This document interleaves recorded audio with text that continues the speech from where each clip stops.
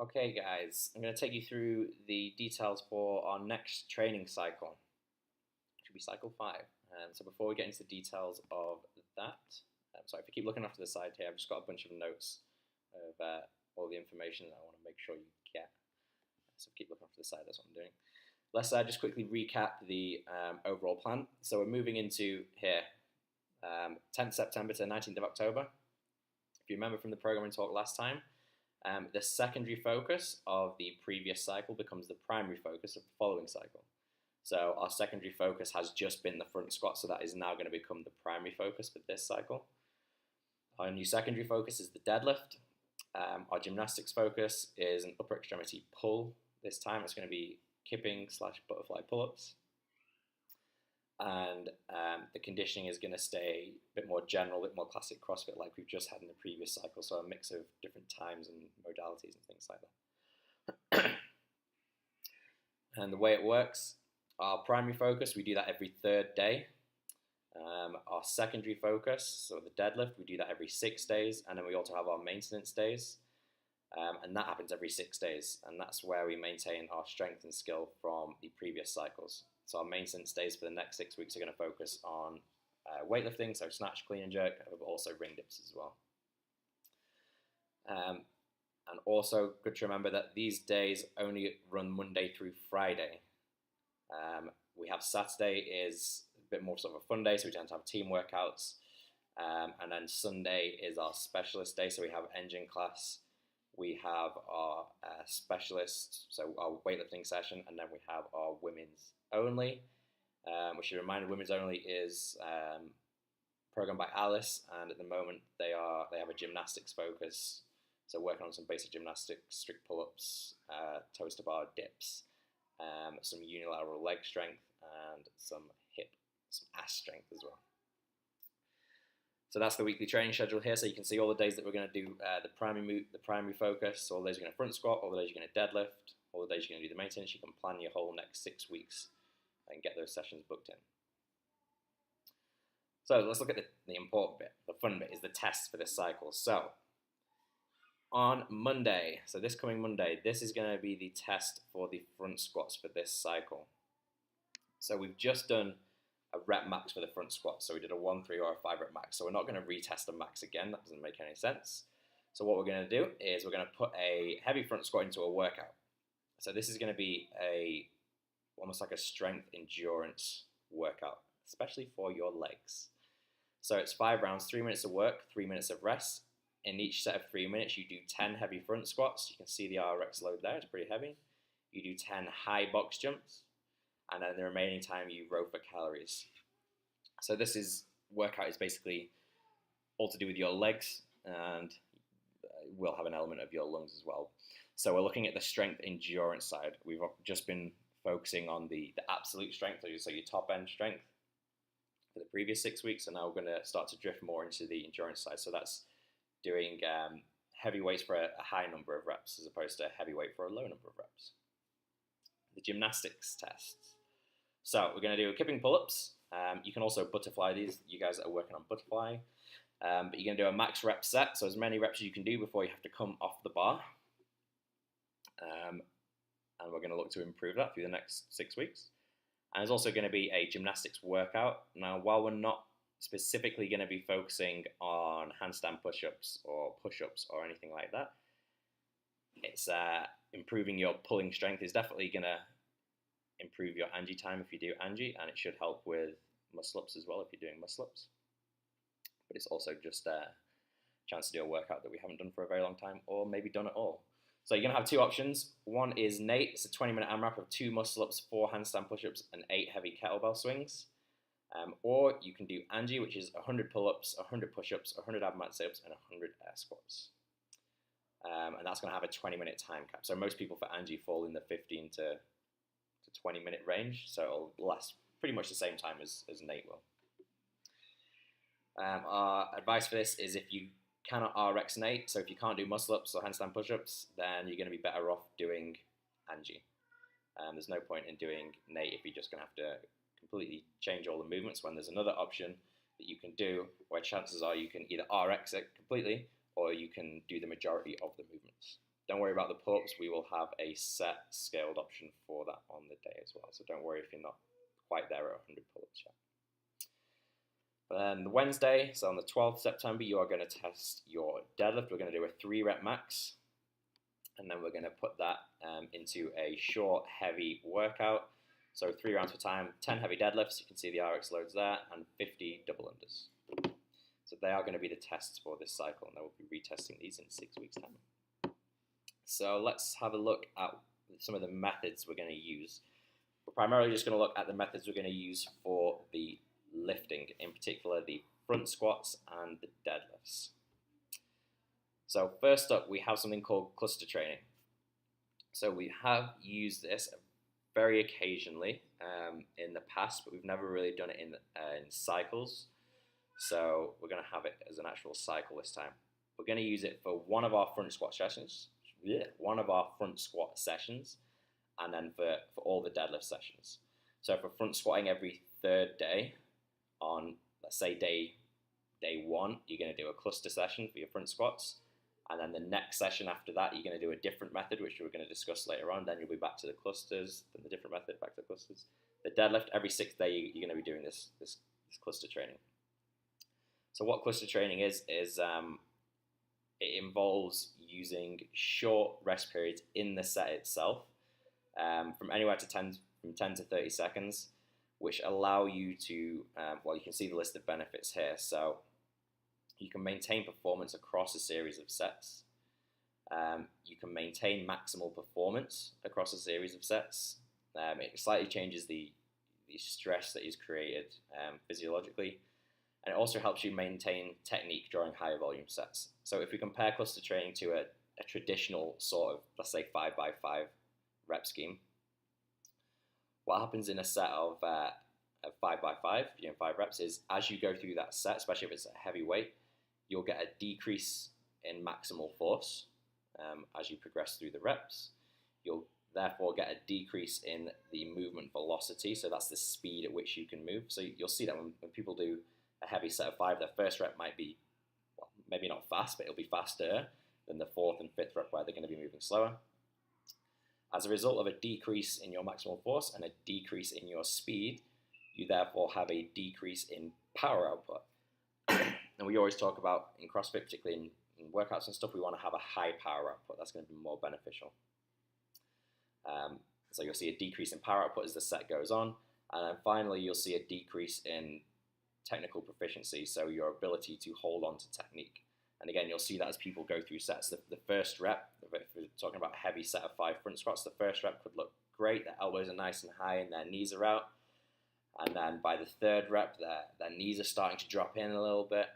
And then by the last rep, their knees are in, their elbows have dropped, the back's rounding as they work to stand up that weight. So you see a decrease in technique as you basically fatigue during the set. So with cluster training, some of the benefits is you avoid those things. So you can keep the maximal force that you can produce because you're getting a little bit of rest between reps. You can keep the movement speed because you're getting a little bit of rest between the reps. Therefore, if you're keeping force and keeping speed, you're keeping that output high. And then with the rest, you can obviously have some recovery, and hopefully your technique will hold on for a little bit longer, particularly during the heavy loads. So how it works is, you can think of it as another form of interval training. So it requires you to perform 1 or more reps, and then you have a short rest, 10 to 30 seconds, between each rep or between each cluster of reps. So if we have a look at an example here, we have a deadlift example here. So we have 3 times 2.2.2 at 8% of 1 RM. And then there's some notes there. You have 25 seconds rest between the doubles and 4 minutes rest between the sets. So what happens? One set consists of, you're going to do 2 deadlifts. You then drop the bar, take 25 seconds rest. You do 2 more deadlifts. Drop the bar, take 25 seconds rest, and then you do another set of 2 deadlifts. And then you drop the bar. That's one set. You'll take 4 minutes rest, and then you will redo the set another 2 times. What this will allow as well is, as the weight goes up through the weeks, you'll be able to, so let's say we have 6 reps here.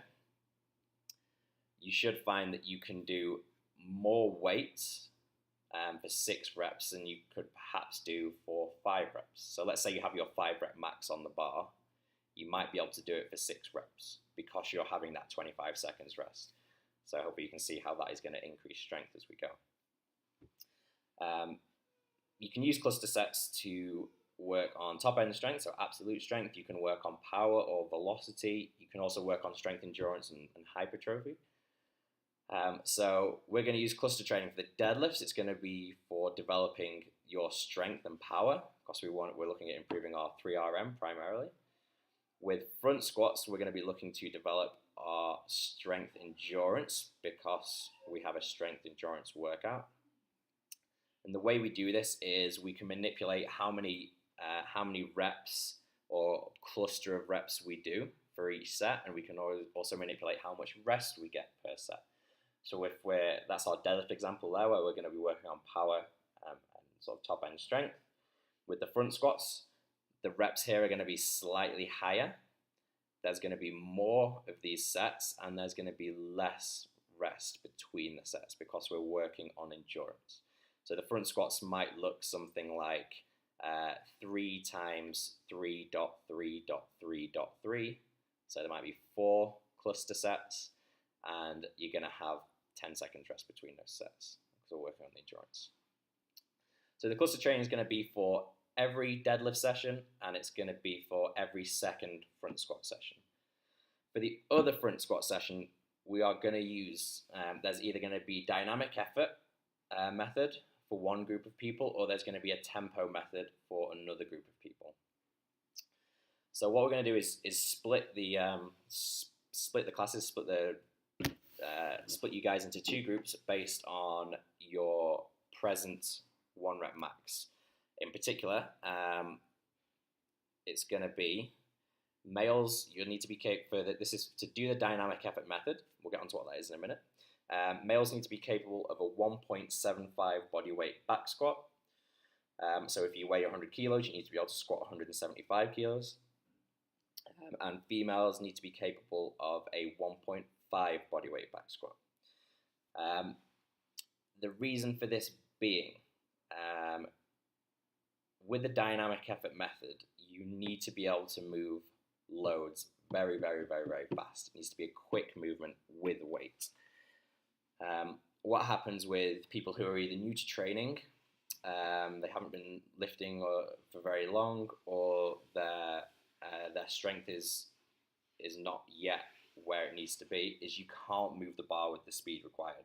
So if we take a beginner, for example, who's just started CrossFit, if we ask them to do a 10 rep max, let's say, if we watch them do a 10 rep max, their first rep is going to move at pretty much the same speed as their 10th rep. If we take an advanced athlete, someone that's been training for a long time, or someone that's got a high rep max, their first few reps are going to be fast, and then as the set goes on, they're going to start to slow down. And it all comes down to the neural pathways that you have between your brain and your muscle. Those who haven't trained in a while, or with a low rep max, don't have many neural pathways. They can't recruit all their muscle fibers, and their frequency of firing is low as well, which is why they move with a slower speed. Those that have been training for a while, they have a lot more neural pathways. They can activate a lot more muscle fibers, and their frequency of activation is a lot higher, which allows them to move with speed. And we'll talk about this a little bit more as we go through the dynamic effort method. So, dynamic effort method, as I say, it can be defined as lifting or throwing a non-maximal load with the highest attainable speed, and it's another method of increasing strength. Benefits to it, as it says there, you can increase your speed and power, increase the rate of force development, and increase strength. So if we look at rate of force development, this is essentially speed, it's more or less the same thing, and this is related to the neural activation.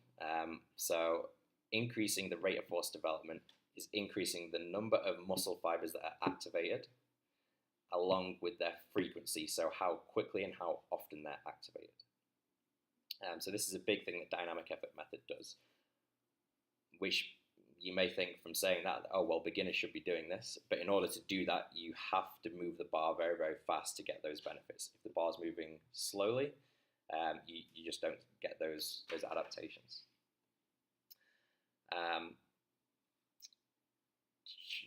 So what it looks like, here's an example. So with this 6-week cycle, it's going to run in 3-week waves. So the first 3 weeks is actually going to be back squats, and then the second set is going to turn into front squats then. How it's going to look, it says with bands there, so I'm not going to explain it, so you'll have to see when you come into class, but essentially you're going to have bands around the ends of the bar with your weight on. The bands are going to be attached to the floor using some weights, and they'll be pulling you down to a box because you're going to be squatting to a box.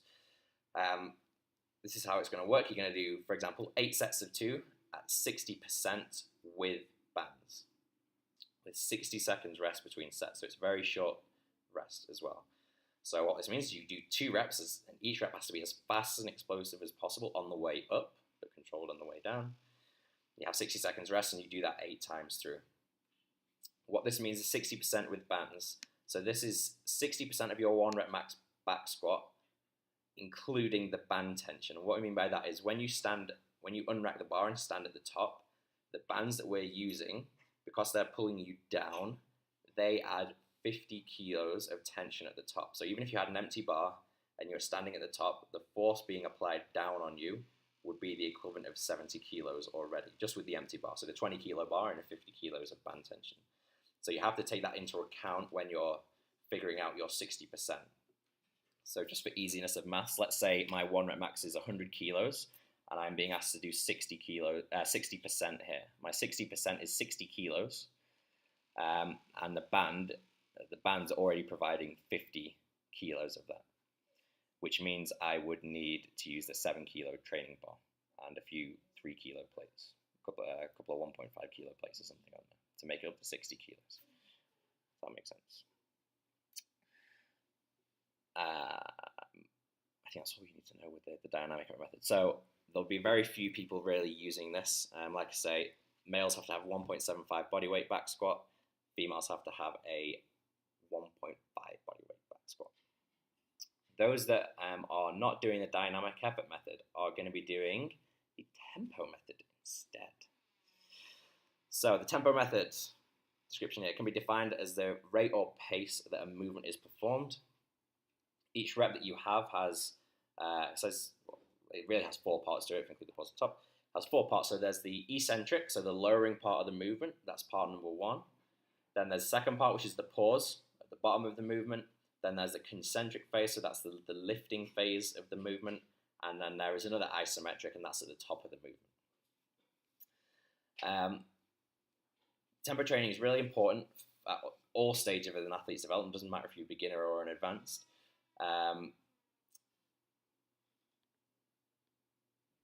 There's really 3 main reasons that there's more than 3 main reasons that you might want to use it. So first one we have is our quality of movement.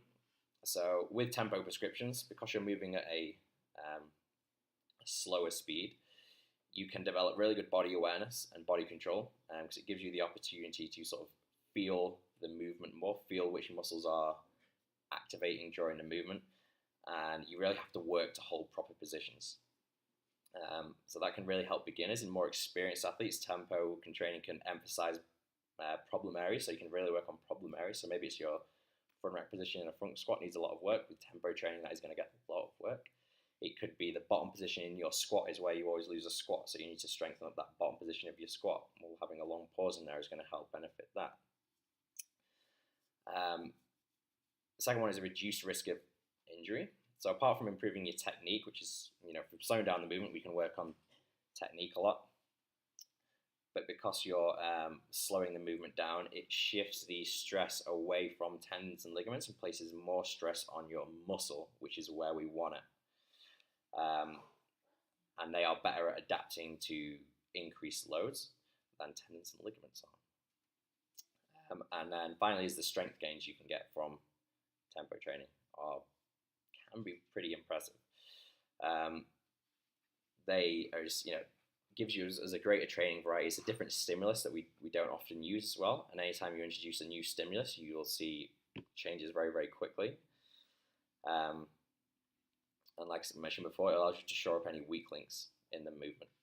So really, overall benefits we got from doing this tempo method are the increased quality of movement, the reduced risk of injury, increased strength gains, and then the final bit here is increased neural activation. So if you remember what we mentioned here about needing a high level of neural activation to be able to perform dynamic effort and to be able to move bar speed, to be able to move bars and loads fast, doing tempo method is going to help you improve that. Because of the time under tension, you have to recruit more muscle fibers. You have to increase the rate that you are firing these muscle fibers.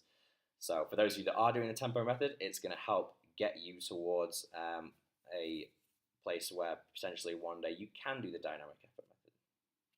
So what it looks like, it's going to, for example here, 3 sets of 5 reps at 3-3-x1 at 70%, perform once every 4 minutes. So let's just have a look at this bit here, the 3-3-x1, the important bit.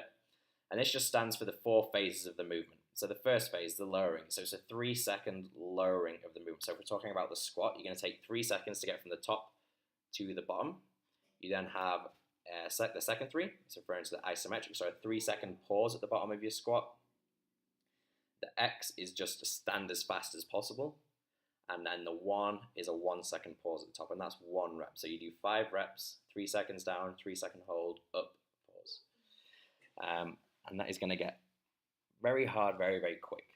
But you're going to see a lot of benefit from using that tempo method in there. So that's what our second group is going to be doing for the strength stuff.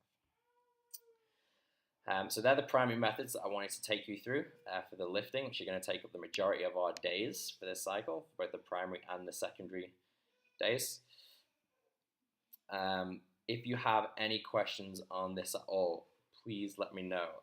This is going out by email, which you might see. If you have any questions, post them in the general channel in Slack, because then everyone can benefit from the answers as well. So chances are, if you've got one question, someone else is probably going to have the same or a similar question. So post it in the general channel in Slack, and I will answer it as soon as possible for you. Thanks, guys.